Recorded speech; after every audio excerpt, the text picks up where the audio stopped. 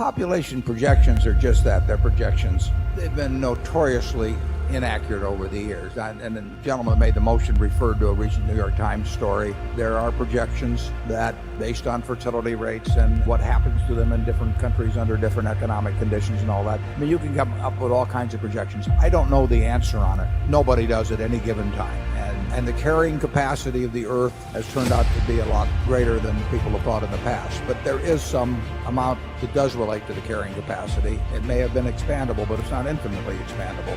And I would suggest that the errors of being on the low side in terms of population rather to estimated carrying capacity, the danger from those errors is far, far less than the dangers from overshooting in terms of population compared to carrying capacity. And since we don't know what carrying capacity is or will be 100 years from now, I think that generally that mankind has an interest in making sure it doesn't overshoot in terms of population. And there's no great penalties attached to undershooting at all that I see. And it's very, it's the old analogy. If you were going to go on a spaceship for 100 years and you knew in the back of the spaceship there were provisions, there were a lot of provisions, but you didn't know exactly how much. In terms of filling the front of the spaceship with a given number of people, you would probably err on the low side. I mean, if you thought maybe it could handle 300 in terms of the provisions, I don't think you'd put 300 people in there. I think you'd put about 150 or 200, and you'd figure that you just didn't know, for sure the spaceship would get back in 100 years, you wouldn't know how much was in the back, and you would be careful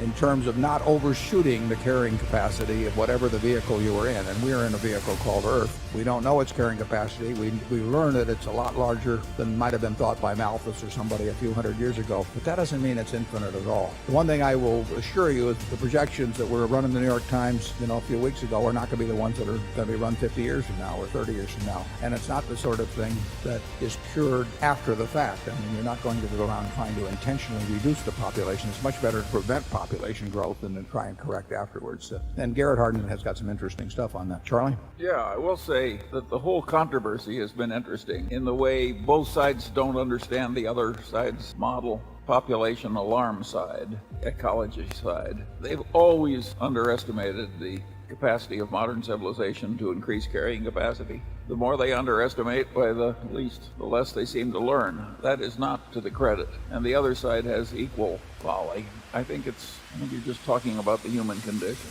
Complicated, controversial subject, and people feel strongly about it, and they learn slowly.